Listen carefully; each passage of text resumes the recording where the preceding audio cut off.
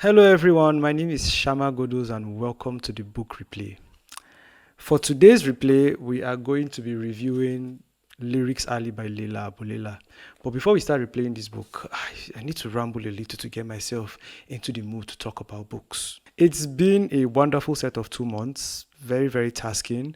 I started the project and the project has been it has tested me. The last 2 months really taught me that when you are doing a first draft, please keep it as a first draft because I found myself going back to like edit stuff and I was like, you know what, no, no. And throughout like the months, I felt a bit of wanderlust. Whenever somebody was like, Shama, let's go somewhere, I'd be like, carry me. Just really could not stay home. I needed to keep moving. Several aspects of my life started shuttering down the more I focused. I got a job, lost a job, got my heart broken afresh. What Sha didn't leave me this month, Sha, was my books. I almost hit a slump, but at a point I was like, come on, Shama, you can do like 10 pages a day. And I started doing like 10 pages a day. And then, I got back and then I was able to finish Lyrics Alley.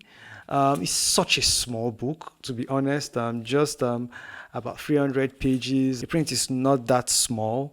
The spacing is nice and the writing is silky. So what I managed to finish it, and once I finished it, I picked it up. I was able to finish like 2 other books. Contrary to my last thoughts, no, the book replay will continue. We're going to keep reading. So as long as I have eyes and I have a brain and I can talk, the book replay is going to continue. So yeah, that is what I have decided. So thank you for listening to me ramble, and now let's head into the short review of Lyrics Alley. Lyrics Alley is, I think is the third or fourth novel by Leila Abouleila. It was published in 2010 by Phoenix Fiction. It was longlisted for the 2011 Orange Prize for Fiction. Someone actually looked at it and said, this is a good book. Lyrics Alley details the story of a rich and wealthy Sudanese family, the Abu as they navigate a tragedy through the changing times in Sudan as the country gains independence. The tale unwinds through the perspective of 5 characters, 4 of them which are the Abu Zaids. During its read time, it explores family dynamics, the Egypt-Sudan dynamic where people from Cairo were looking at the people in Sudan like they were villagers, and me, I was like, that whole dynamic was influenced by colonial powers because I think the English people, they had set up at Cairo and then they stepped into Sudan to invade. There's a whole history. It also looks at the effects of the times changing on different people. Also shows us one way one can navigate a great tragedy in life. Lyrics Alley is perhaps like a very weird name, but like the first part of the novel, there was nothing lyrical about the book because I thought that maybe it was in the writing, but all I could say in the writing was, okay, this is properly written, it is smooth. In a sense, we are sort of like floating all over whatever intense conflicts that is supposed to be happening around these people. For like the first half of the book too, it didn't feel like the main conflict has started. I guess that it was Leila just, setting up the pieces, building up character so that when she was ready to knock the dominoes, we were going to fall hard. When the conflict hit, it was one of the craziest whiplashes I'd ever gotten. Like, I put the book down. So what Leila did was that she carefully crafted the arrangement of rocks. She put this rock here, put this rock here, and she created like this very good Jenga structure. And then she just removed one very integral piece that made everything stand, and everything just started crashing down. And it was just like tragedy after tragedy after tragedy until everybody now started getting on with the program that, okay, this is our life now, and we have to start moving on. Things kept going bad until they started to get lyrical. The story is based on one of Leila Abouleila's uncles. So it's like a fictionalized version of event. This events happened in the 1940s, but for the sake of the story, she brought it to the 1950s. And so it really feels like a great piece of historical fiction because it depends a lot on like some real historical elements to describe its place and setting. But what she was able to achieve with this book was that the great difficulty that this uncle of hers had to overcome, the premise of that story in his life, she highlights it beautifully in this book, and like it's something that like really, really resounds. It was like just like a retelling and a colorizing of what would have been a bleak time in her family's life. And I think this is one way to immortalize your family's lore. I'm going to do this, one day. There were a lot of things that were changed, but the bones of the events, the real bones of the story, what happened, what propelled the story forward, everything was kept. It was really fleshed out nicely. So this was an easy read. The writing was very, very smooth. It really, really healed something in me because it reminded me of that time between the late 2000s and, early 2010s when the devil had not gotten into publishing yet. This was a good throwback. One of the reasons this book actually made it to the book review is because while I was reading this book, it was around that time that this article called Good Riddance to Literary Fiction was published on The Spectator. Maybe it did not set your world on fire, but it kind of set my own world on fire because it has been like a conversation about whether literary fiction was still relevant or not. The short answer is yes, literary fiction is very, very relevant. But, I would not blame Sean Thomas for putting that article there because, he did make some good points. First, I am a fan of literary fiction. I started reading literary fiction quite early when I now really became conscious that, okay, I really wanted to do literature as, a career. One of the things I realized about literary fiction is that current readers are going to find literary fiction quite boring. Most of the popular fiction, the genre fiction that we are reading, they know how to hold your attention by giving you a very compelling plot, having a very unique style, and using characters that are very, very relatable. Meanwhile, literary fiction over the years has forsaken stuff like plots, forsaken stuff like characterization in favor just exploring and expanding the bounds of literature. And one time I realized I was always defending literary fiction because people were like, oh my god, literary fiction was boring, and I'll be like, no, it's not boring, you guys don't understand. And after so many arguments and debates, that you are approaching this thing as a writer, you're approaching this thing as somebody who likes literature as an art form and probably wants to get a career inside. As far as I am concerned, you can quote me and beat me anywhere. I think it's the greatest genre of literature in the sense that with literary fiction, you get to see the elements of literature expressed in their full form. Like, these writers are already very well versed and very trained in these elements of literature. They know the rules, they know what makes a great story. Like, they already have that instinct for storytelling, and then they are also trained. Usually they are talented enough to break the rules and still tell a story. And most of the time, literary fiction stretches beyond the story it's trying to tell, also trying to expound on universal truths, expound on subject matter. Literary fiction deals a lot with the humanity and the use of language, several abstract things that much more focused attention than regular fiction will need when you are reading it. So this is just to say that, if you are going to read literary fiction, you have to pay more attention. You kind of have to slow down, open yourself up to the experience of the text. But there is bad literary fiction. God knows that in 2022, when I decided that I was not going to read books recommended, I was going to step into the world and start reading books as they came. And I started reading it and I realized that there's actually a lot of bullshit literary fiction out there, in the sense that a lot of these writers have gone to workshops because of what they've learned in the workshops, because of what they've been told to do. They forsake their inner voice. They don't necessarily master these elements of literature, because for you to master the elements of fiction, you kind of need a lot of time to improve your skill level in them. And a lot of them don't really do that, but they still want to break what they don't understand. And so it really comes off as pretentious. And even if their stories are good, it's kind of drab and boring in the sense that they have what is called a workshop voice. Let's not talk about it. Let's talk about Lyrics Alley. I'm not here to fight anyway. So yeah, that would be the pre-ramble for today and stuff. So if you're looking for just an easy read, something that really puts what literary fiction should be in perspective, this is it. Lyrics Alley is something. It's really, really something. Yeah, it's actually a good piece of literary fiction. You would learn a lot from it because it also examines the lives of women in Sudan and what progression feels like. One of the things I must tell you about this is that the characters here are rich people. Whenever there is some sort of environmental conflict, would regularly debilitate a normal middle class or lower class family. For them, it just shakes something.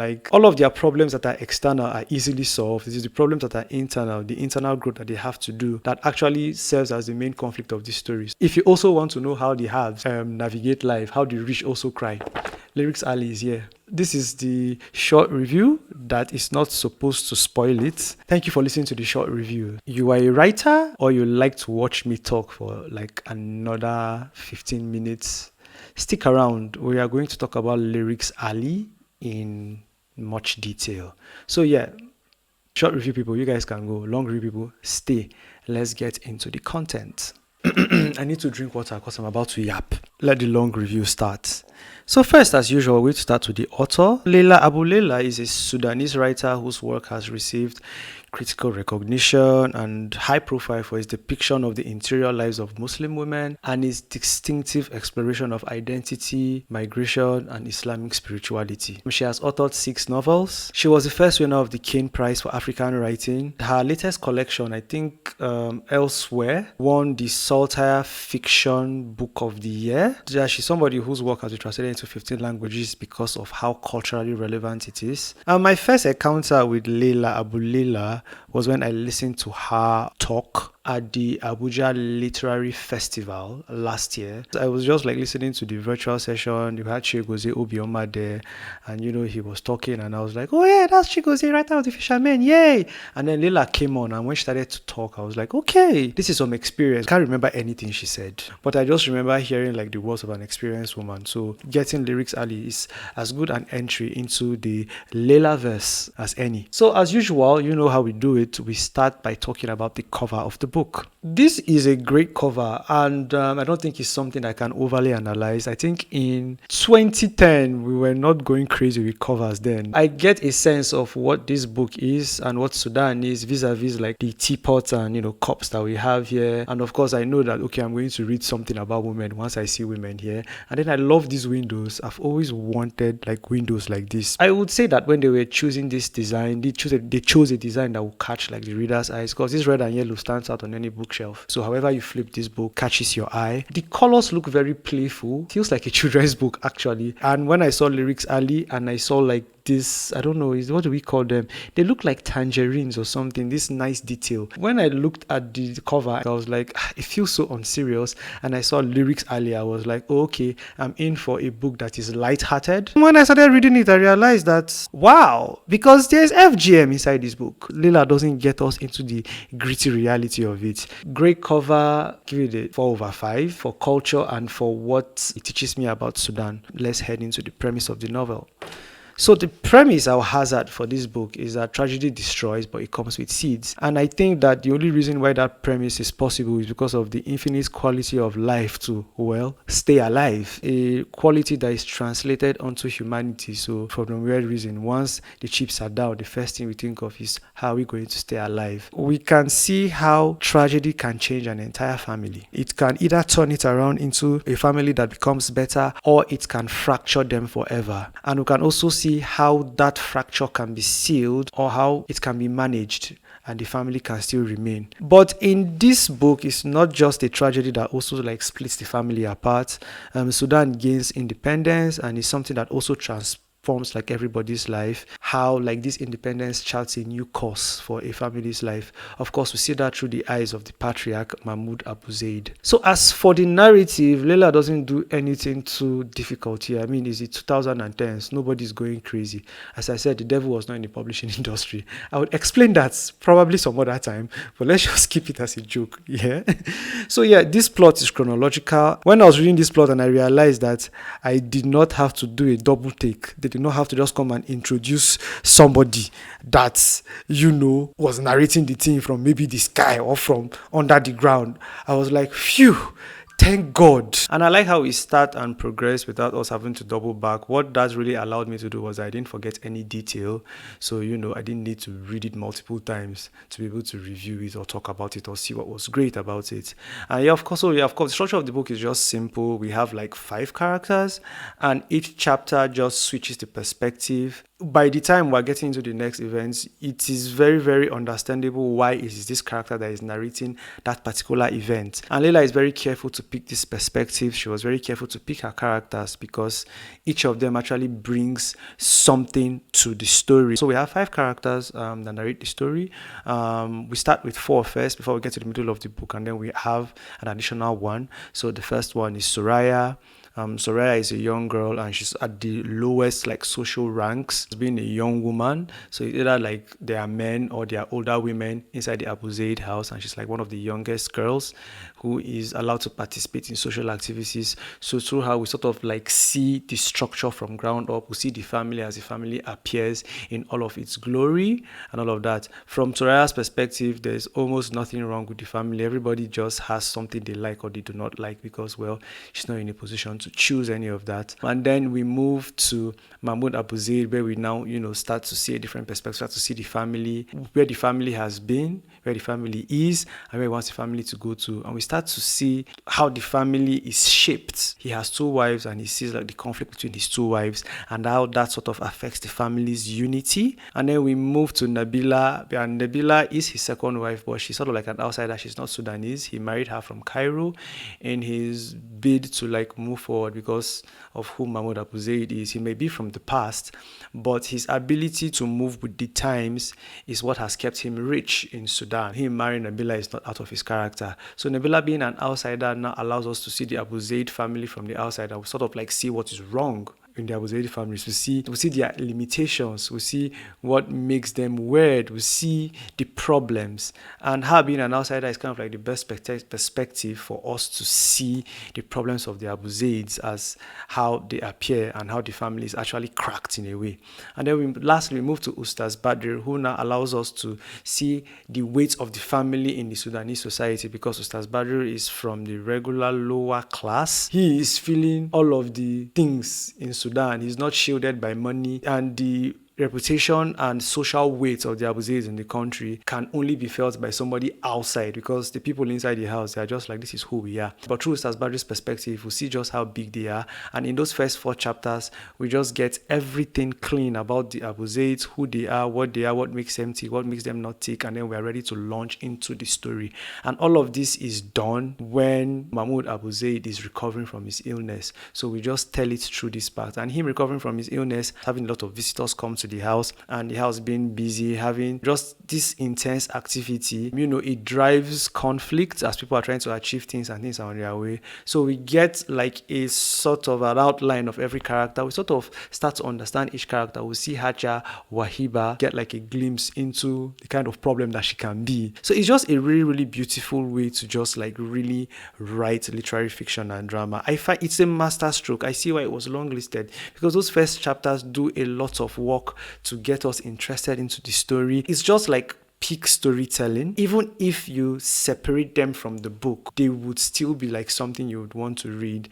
They are the kind of passages that you will be able to teach an English class with because it's just really done well. So as for the plot, of course, as I said before, the plot starts from Soraya's point of view. Mahmoud Abu Zaid is recovering. His sickness, of course, a lot of friends and well-wishers come, and then of course sort of see like how the family works and everything. And now that he's now well, he now starts to move forward with his plans. He is a new changing of the guard, like there's a new English bank and he wants to further his business. The plot is paced by when the characters get to the next dramatic event of their life that they need to deal with. So Mahmoud gets well, and then the next thing we're seeing is him going into the bank, and then without sort of like his life that sort of like moves along those lines. When he's sick, we're introduced to the moves along those lines. And when he's sick, we're introduced to the struggles between his wife because Nabila wants something different, Haja Wahiba wants something different, and as that particular thread of his life progresses, we also see how the novel progresses that way, and we now see how other things in the family sort of like cross across while he's trying to achieve those objectives. Ustaz Badr is trying to provide a good life for his wife,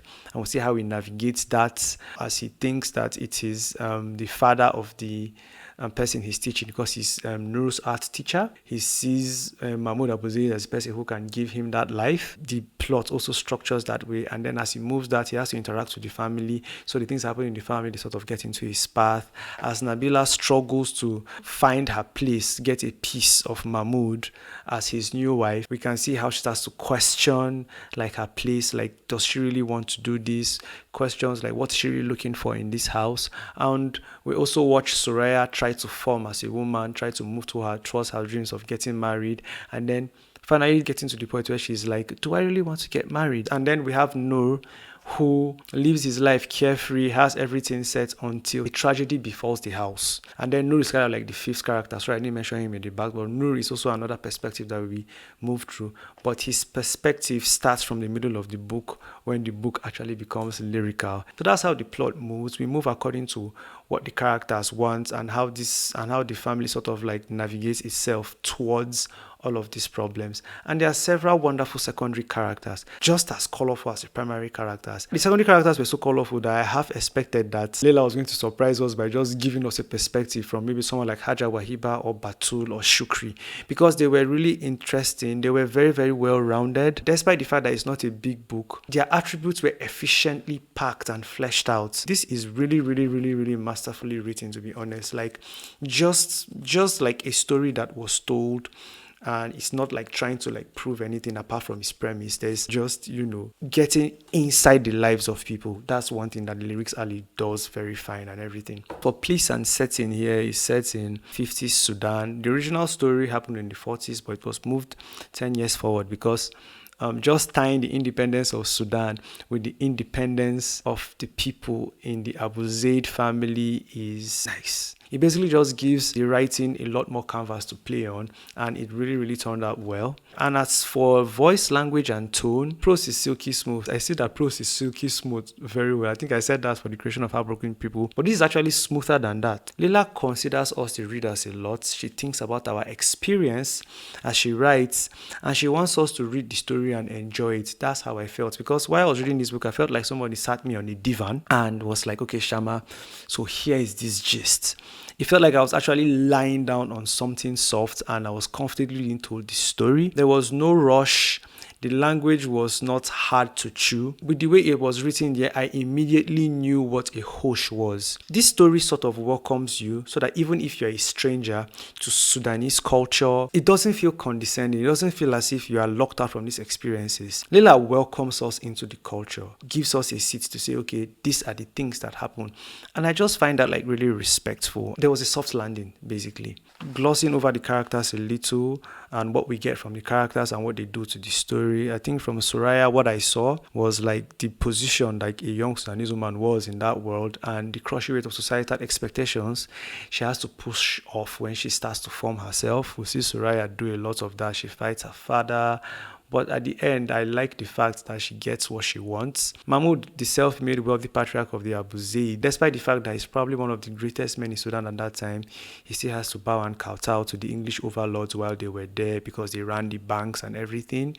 What I enjoy about Mahmoud's story is he's dutiful. Despite the fact that he has the money and he can do anything he wants to do, he still prioritizes duty. And that just, makes me like him the more. And just the fact that he was also willing to change, was amenable to change. At first, he didn't like the fact that his son, Noah, was doing poetry. But by the end of the book, he got on board with it. He could not have gotten on board with it, and it could have been like a much even longer book. And then, it would have made for great conflict. But the fact that he could change just actually made it much more sweeter. For Nabila, she's a modern woman, and through her, I see what it means to accept oneself and finally stop looking for love from other places. Sometimes you're just a bad bitch and you need to return to Cairo and continue being a bad bitch instead of staying with a rich man in Sudan. So for Nur showed me the true glory of life. Like by reading his story, it's just like proof that life is best at what it does. Life is just for the living, man, and life is excellent at staying alive. The story is also a testament to the fact that your fire cannot be quenched as long as you want to keep it alive. Like as long as you have breath within you, how you want your fire to burn, your fire will burn. He plucks his seeds out of tragedy thanks to Ustaz Badr, who also gives us a glimpse into what life was like in Sudan. So it is his story that feels more real to me because, of course, he's struggling. He has neighbors that are nosing into his business.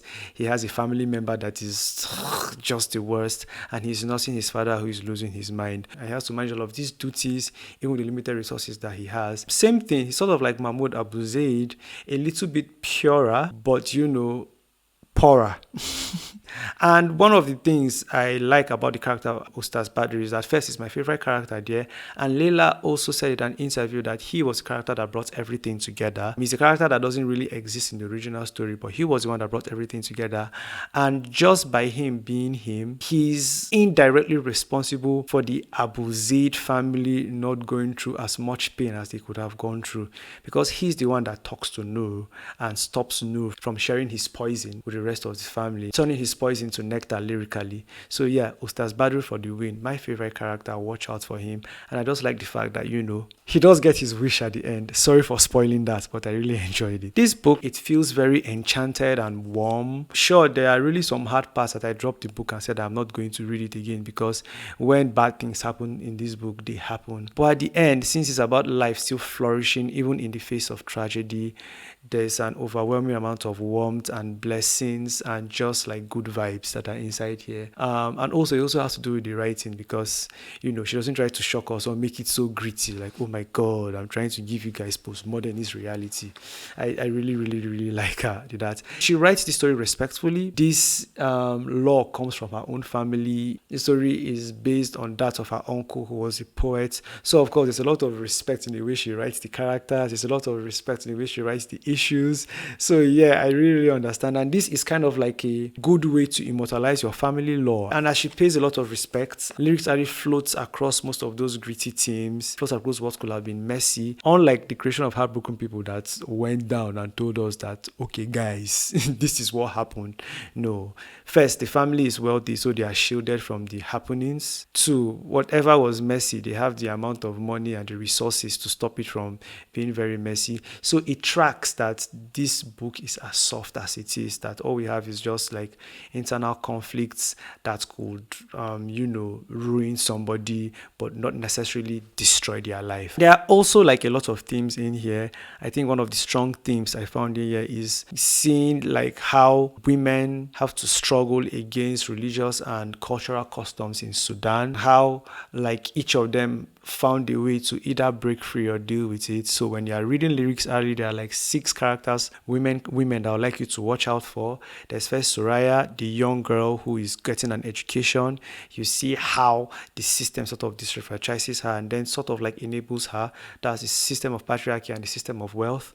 You look at Haja Wahiba, stuck in the past and, cannot really change her ways. We look at Nabila, who is trying to find herself and trying to become more modern and trying to just find herself inside this world. She has everything she could ever ask for, but she's not satisfied. Nabila, self-identity, all of that jazz. And we have Batul. Batul did not have any say, and we explore what it means to be that kind of person. Then we have Feria, who's Nabila's daughter, a girl born into a world where, watch your children, basically. And then Fatma, who like simply just surrenders. I think that would have a lot to learn, and if you really want to discuss anything there, I'm out here. I should have discussed this book with Nana Sule, but